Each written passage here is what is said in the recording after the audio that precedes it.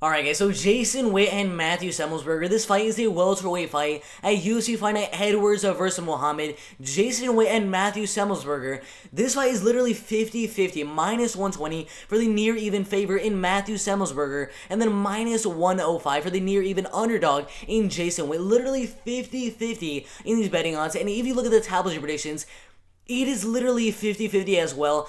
51% of the vote going for Semelsberger to win the fight out of 1,700 different votes. Most of those votes saying he's going to win the fight by KO or TKO. Then a lot of people have Semelsberger winning the fight by decision. 49% of the vote going for Jason Witt to win the fight, mainly by decision. And in my opinion, if Jason Witt were to win the fight, it would be by decision. If Semelsberger were to win the fight, it would also be by decision. And I know there's a humongous chance one of these two guys could get a KO, TKO, or even a submission in the fight. But I think most likely the fight's going to go all the way, and Semelsberger or Witt will win the fight by decision. It is a very, very close fight, though.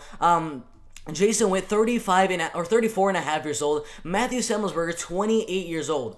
That is literally a 6-year age advantage for Matthew Semelsberger. A humongous age advantage there. He's 6'1" tall, has a reach of 75 inches.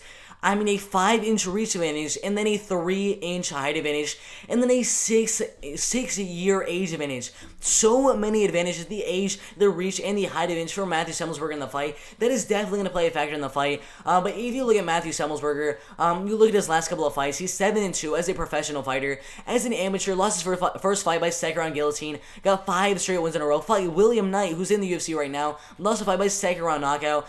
Became a pro in 2017. Second round knockout. Third round heel hook. He got a second round knockout here, a decision win, a knockout win, and then another knockout win. Joined the UFC in 2020. Got a decision win over Carlton Minus. Let's take a look at the stats in that fight, because it was a pretty good performance for his first fight inside the UFC for Matthew Semelsberger. In my opinion, it was a 30-27, maybe even a 30-26 fight, considering he did get a knockdown in the fight, but 118 strikes to 77, landed at 50% striking efficiency, landed 2 takedowns in the fight, didn't really get much control time with those takedowns, went for a submission, but the main story of the fight was his striking.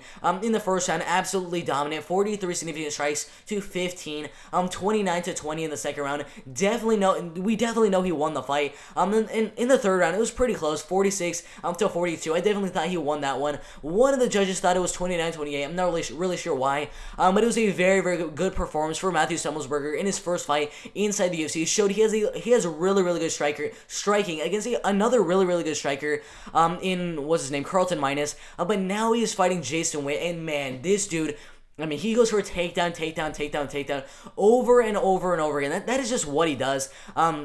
If you look at how he wins, 8 wins by submission, 6 wins by decision, and then 3 wins by knockout. His losses, 4 losses by knockout. As an amateur even, half of those losses by knockout.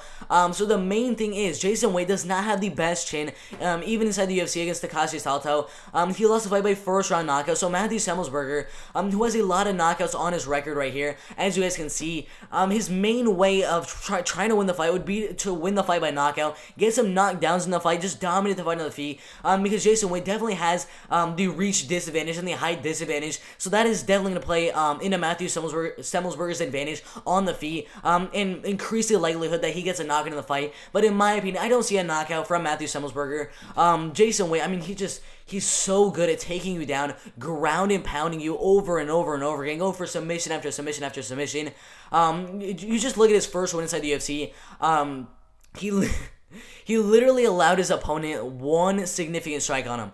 That is it. The first round, his opponent, Cole Williams, landed 0 significant strikes on him. He landed 12 significant strikes. An absolutely dominant performance in the first round. And in the second round, only landed 1 strike on Jason Witt. And he landed 8 strikes. I mean, it was dominant. It was absolutely dominant. He had 2 takedowns, had 6 minutes of control time in the fight. Landed at 64% efficiency. And did get the triangle choke or arm triangle choke submission, I believe, in the second round. So a dominant performance there. So both fighters in their first win inside the UFC got very dominant performances, but they both got it in different ways. Jason Witt obviously got it by going for takedown, ground and pound, submission, and then his opponent Matthew Semelsberger got it by basically keeping the fight on the feet, taking him down every now and then, not really to do any damage or go for any submission, just to kind of secure the round. He did land a lot of good strikes in that Carlton Minus fight. But if you're fighting a guy like Jason Witt, even though he is the underdog in the fight, as I said before, minus 105, near even underdog to win the fight, I might actually go with the underdog in Jason Witt to win the fight, just because he's so relentless in the amount of times he goes for takedown, takedown, takedown, takedown, and his ground and pound is so good. And he's shown he can use that ground and pound, frustrate him enough to give up their back, give up an easy submission, and Jason Witt just might get a submission in the fight, just might get a TKO from ground and pound in this fight. But in my opinion, I think the fight's gonna go all the way, and I think it's gonna be a dominant performance, 30-27, and maybe even 30-26 for Jason Witt, the underdog, to win the fight by unanimous decision.